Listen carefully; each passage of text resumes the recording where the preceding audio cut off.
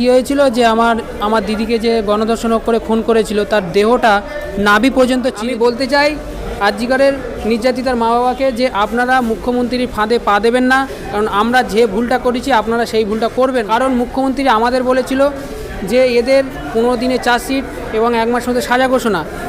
তাড়াতাড়ি করতে গিয়ে সিআইডি কী করেছে, ফরেন্সিক রিপোর্ট, মেডিকেল রিপোর্ট, চার্জশিটে সমস্ত কিছুতে একজনের নাম দিয়েছে। যে সেম ঘটনায় ওনাদের ক্ষেত্রে করছে, একজনকে নাম দিয়েছে।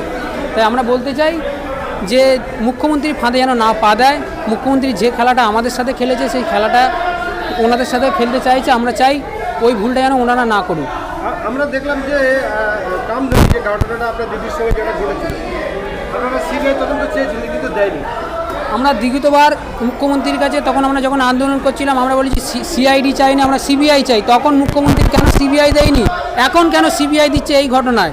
তাহলে মুখ্যমন্ত্রী এটা বলুক যে আমার রাজ্যের সিআইডি, আমার রাজ্যের পুলিশ ব্যর্থ, তাই কারণে আমি সিবিআই দিচ্ছি। একটা কেস কখন সিবিআইয়ের হাতে যায়? যখন এই রাজ্যের সিআইডি এবং এই রাজ্যের পুলিশ সেইটা করতে পারে না, তখনই সেই কেসটা সিবিআইয়ের হাতে যায়। মুখ্যমন্ত্রী বলে দিক আমাদের রাজ্য সরকারের পুলিশ এবং সিআইডি ব্যর্থ।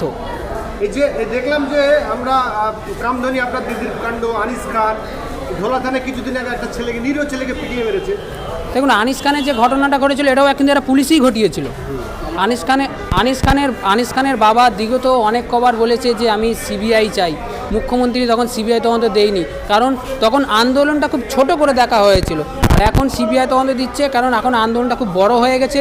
আর আপনারা বুঝতেই পারছেন বাংলাদেশে যেটা হয়েছে, দিদি চাইছে যদি আমার এই রাজ্যে হয়ে যায়, দিদি ভয়তেই ওই জন্যই বলছে আমি এই কেস সিবিআইয়ের হাতে দিতে চাই। এই যে আপনার দিদির যে যারা আসামি ছিল, যারা ভিকটিম ছিল, তারা কেউ ফাঁসির সাজা দেয়নি, তাদের হাইকোর্ট থেকে মোটামুটি যাবজ্জীবন, কারো কারো ছেড়েও দিয়েছে। দেখুন, প্রথমে ব্যানসাল কোর্টে বিচার হয়, 9 জন আসামি ছিল, তার মধ্যে জেলের মধ্যে একজনা মারা যায়, থাকে 8 জন। লোহার কোর্ট থেকে 2 জনকে ছেড়ে দেয়, হাইকোর্ট থেকে এসে 4 জনকে ছেড়ে দেয়। আবার এখন কেসটা সুপ্রিম কোর্টে আছে। দেখুন, একটা ফাঁসির আসামি কি করে বেকসুর খালাস পায়? সেই আমিন আলীর নাম ছিল, তার মুখে আঁচড়ের দাগ ছিল, সেটা ওদের উকিল প্রমাণ করে দিল ও মার্বেলের কাজ করে, তাই মার্বেল লাগাতে গিয়ে ওটা কেটে গিয়েছে। এই ঘটনা, আমাদের ঘটনায় 9 জনাই আসামি ছিল, ওরা টিএমসি পার্টি করে বলে তাই দিদি আজকের ওদেরকে পিছন থেকে বার করে দিল। আমাদের সাথে দিদি বলছে এক আর ওদের সাথে করছে আর এক। হেতাল পার্কে কাণ্ড ঘটেছিল বামফ্রন্টের আমলে, ধর্মীয়কে ফাঁসি দেওয়া হয়েছিল দীর্ঘ বিচার ব্যবস্থা। তখন সিপিএমের আমলে যেটা ঘটতো সেটা সঙ্গে সঙ্গে রায় দিত, সঙ্গে সঙ্গে বিচার পেত, সঙ্গে সঙ্গে কেস ক্লোজ হয়ে যেত। কিন্তু এই সরকার, তৃণমূল সরকার, এই সরকার থাকাকালীন কোনো দিনও ন্যায় বিচার, কোনো নির্যাতিতার পরিবার ন্যায় বিচার পাবে না। যতদিন এই সরকার, মুখ্যমন্ত্রী মমতা বন্দ্যোপাধ্যায় আছে, ততদিন এই রাজ্যে কোনো ন্যায় বিচার পাবে না। ধর্ষণ হোক বা খুন হোক, যাই হোক, এই রাজ্যে বিচার নেই। আমরা দেখতে পাচ্ছি যে রাজ্যে যে অপরাধ সংঘটিত হচ্ছে, সেই অপরাধে যারা দোষী সাব্যস্ত হচ্ছে, আমাদের রাজ্যের মন্ত্রী এবং এমএলএ, বিধায়ক, এমনকি মুখ্যমন্ত্রীও পাশে দাঁড়িয়ে যাচ্ছে। যেমন শাহজাহান শেখের পাশে দাঁড়িয়েছিল অভিষেক বন্দ্যোপাধ্যায়। শাহজাহান শেখ যখন ধরা পড়ছিল না, আমরা মিছিল বার করেছিলাম কামদুনি প্রতিবাদী থেকে। আমি বলেছিলাম যে শাহজাহান লুকিয়ে আছে মুখ্যমন্ত্রীর বাড়িতে। তার কিছুদিন পরে, 1 সপ্তাহ পরে শাহজাহান স্যালেন্ডার করলো। তাহলে দিদি সব জানতো শেখ শাহজাহান কোথায় আছে, কি হচ্ছে রাজ্যে, কে কি লুটছে, কোন মন্ত্রী কত টাকা লুটছে, কি করছে, মুখ্যমন্ত্রী সব জানে। কিন্তু মুখ্যমন্ত্রী কিছু বলছে না, কারণ তার মালের ভাগটা মুখ্যমন্ত্রী ঠিক পেয়ে যাচ্ছে। আপনি কি বলতে চাচ্ছেন যে এই রাজ্যে সঠিক বিচার পাওয়ার, এই রাজ্যে যতদিন এই তৃণমূল সরকার আছে ততদিন এই রাজ্যে ন্যায় বিচার কোনো নির্যাতিতার পরিবার পাবে না? আমি আবার বলছি, আরজিকরে যে ঘটনাটা ঘটেছে সেই ঘটনার মিতার পরিবার যেন মুখ্যমন্ত্রীর ফাঁদে না পা দেয়। আমরা যে ভুলটা করেছি সেই ভুলটা যেন উনি না করে। মুখ্যমন্ত্রী বড় বড় আশ্বাস দেবে। আমি ওই নির্যাতিতার বাড়িতে গিয়েছিলাম, আমাদেরকে দেখা করতে দেয়নি।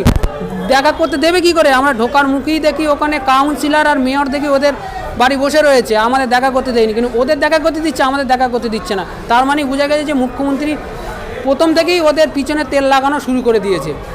এই রাজ্যে যতগুলো অসামাজিক কর্মকাণ্ড ঘটে, আমরা বলছি না যে মুখ্যমন্ত্রী বলে দিচ্ছে কি কোনো এমএলএ মন্ত্রীরা বলে দিচ্ছে, কিন্তু ঘটছে। সেই যারা ক্ষমতা রয়েছে তাদের কাজ কি, যে জুডিশিয়ালকে ব্যবহার করে আইনত তাদের শাস্তি দেওয়া।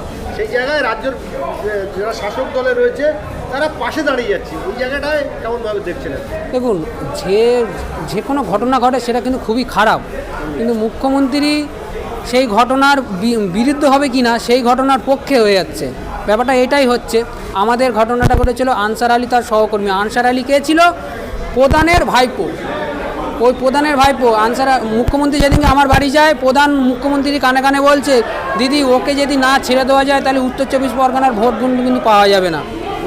হ্যাঁ, দিদি এটা বলে ওই ওনার প্রধান কানে কানে বলছে, জ্যোতিপ্রিয় মল্লিকের কানে এবং মুখ্যমন্ত্রীর কানে কানে বলছে যে ওকে যদি না ছাড়ানো যায় কিন্তু উত্তর চব্বিশ পরগনা ভোট পাওয়া যাবে না।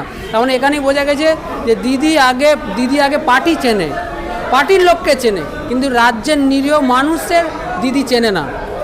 যে রাজ্যের মানুষ ওনাকে ভোট দিয়ে জেতাচ্ছে, উনি যে গদি চেয়ারে বসে আছে, কিন্তু যাদের জন্য গদি চেয়ারে বসে তাদের ভাবনা দিদি ভাবছে না। দিদি শুধু দিদির পার্টির লোকের কথা ভাবে। জ্যোতিপ্রিয় মল্লিক ইতিমধ্যে গ্রেপ্তার হয়েছে, জেলে রয়েছে, ওনার বিরুদ্ধে একের পর এক ঝুলি থেকে বিড়াল বেরিয়ে আসছে। এই জ্যোতিপ্রিয় মল্লিক আপনাদের পিছনে তো বেশ ভালোভাবেই। হ্যাঁ, আমাদের পিছনে জ্যোতিপ্রিয় মল্লিক ছিল। মুখ্যমন্ত্রী বলেছিল এদের কোনো অসুবিধা হলে তোর কাছে গেলে তুই সেই ব্যাপারটা দেখবি। আমাদের যখন হাইকোর্টে 14টা পিপি চেঞ্জ হয়ে যায়, আমরা জ্যোতিপ্রিয় মল্লিকের কাছে একবার না একাধিকবার গিয়েছি যে দাদা আমাদের উকিল চেঞ্জ হয়েছে, ভালো উকিল দিন। জ্যোতিপ্রিয় মল্লিক ঠিক আছে আমি দেখছি, সেই দেখাটাই শেষ, আর দেখছি না। একদম থার্ড ক্লাস উকিল আমাদের এই হাইকোর্টে দিয়েছে, তার জন্যই এই রায়টা পেয়েছি। কিন্তু যে উকিলগুলো হাইকোর্টে লড়েছে সেই উকিলগুলো ঘুষ খেয়েছে।